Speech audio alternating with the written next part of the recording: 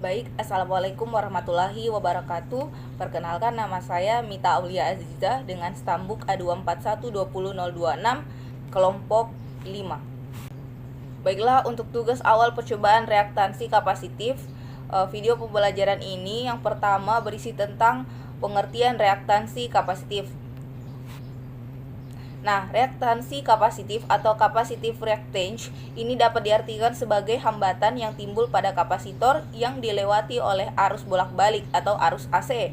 Nah, berbeda dengan nilai resistansi yang memiliki nilai tetap 10 ohm, 100 ohm, 1 kilo ohm, 10 kilo ohm, dan lain-lain, reaktansi kapasitif ini memiliki nilai yang bervariasi tergantung pada frekuensi tegangan AC yang diberikannya. Jadi, pada dasarnya setiap perubahan frekuensi yang diaplikasikan ke kapasitor akan memberikan efek yang besar terhadap nilai reaktansi kapasitif pada kapasitor tersebut. Nah, semakin tinggi frekuensi yang dihasilkan semakin tinggi frekuensi yang diaplikasikan pada kapasitor, semakin rendah nilai reaktansi kapasitifnya. Sebaliknya, semakin rendah frekuensi tegangan AC yang melalui kapasitor tersebut, semakin tinggi nilai reaktansi kapasitif. Nah, adapun rumus reaktansi kapasitif adalah sebagai berikut. Xc sama dengan 1/2 V dikali F dikali C, di mana Xc itu reaktansi kapasitif dalam satuan ohm, V frekuensi dalam satuan hertz, dan C kapasitansi kapasitor dalam satuan farad. Kemudian yang kedua yaitu pengertian dan prinsip kerja kapasitor. Kapasitor merupakan komponen elektronika yang berfungsi untuk menyimpan muatan listrik sementara. Sebagai penyimpan listrik sederhana, kapasitor secara luas digunakan untuk menyaring arus yang tidak diinginkan dan memperlancar aliran arus.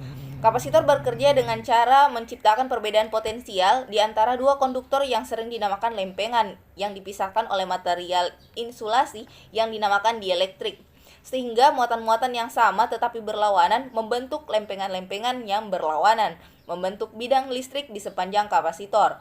Semakin luas area lempengan dan semakin kecil celah antara lempengan-lempengan, maka semakin tinggi kapasitansinya. Sebuah kapasitor bisa dialiri dengan cara menghubungkan lempengan-lempengan dengan konduktor lainnya. Tetapi dikarenakan voltase tinggi yang bisa lempengan-lempengan itu ciptakan, lempengan-lempengan itu sering dihubungkan dengan materi resistif tinggi untuk alasan keamanan. Seperti halnya resistor, kapasitor juga tergolong ke dalam komponen listrik pasif. Adapun cara kerja kapasitor dalam sebuah rangkaian elektronika adalah dengan cara mengalirkan arus listrik menuju kapasitor. Apabila kapasitor sudah penuh terisi arus listrik, maka kapasitor akan mengeluarkan muatannya dan kembali mengisi lagi, begitu seterusnya. Nah, kemudian hubungan arus dan tegangan dalam rangkaian percobaan reaktansi kapasitif. Nah, besarnya perubahan frekuensi dan kapasitansi suatu kapasitor berbanding terbalik dengan besarnya reaktansi kapasitif, di mana semakin kecil frekuensi arus bolak-balik, semakin kecil nilai reaktansi kapasitif pada kapasitor. Sebaliknya, semakin besar frekuensi arus bolak-balik dan semakin besar nilai kapasitansinya, maka semakin kecil nilai reaktansi kapasitif pada kapasitor tersebut. Adapun fungsi alat dan bahan yang digunakan pada percobaan ini yaitu yang pertama ada multimeter amperemeter AC/DC yang berfungsi untuk menghitung besarnya nilai kuat arus listrik. Kemudian yang kedua ada multimeter voltmeter AC dan DC yang berfungsi untuk menghitung besarnya tegangan pada rangkaian listrik. Kemudian ada kapasitor 3.300 mikrofarad dan 2.200 mikrofarad, masing-masing sebanyak satu buah yang berfungsi untuk menyimpan arus listrik. Kemudian ada power supply, sumber arus AC dan DC yang berfungsi sebagai sumber arus. Bila dalam rangkaian kapasitor diberikan arus, maka akan terjadi hambatan yang biasa disebut reaktansi kapasitif. Jika arus searah dihubungkan pada sebuah kapasitor, maka di dalam kawat penghubung terjadi arus sebentar sampai beda potensial antara kedua lempeng kapasitor sama dengan tegangan jepit sumber arus searah, kemudian berhenti. Jika kapasitor dihubungkan pada sumber arus AC, maka kapasitor akan tiap kali dimuat bolak-balik, karena pada jepitannya tiap kali terdapat pergantian tegangan.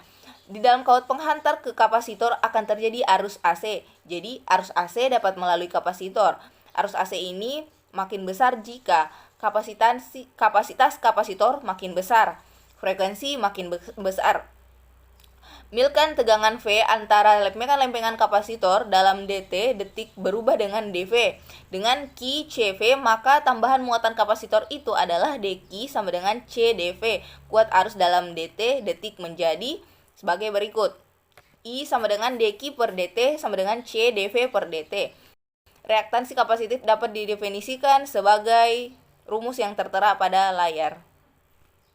Baik, itulah tadi mengenai video pembelajaran tugas awal tugas pendahuluan dari percobaan 1 reaktansi kapasitif. Semoga dapat bermanfaat. Wabillahi taufiq wal hidayah. Wassalamualaikum warahmatullahi wabarakatuh.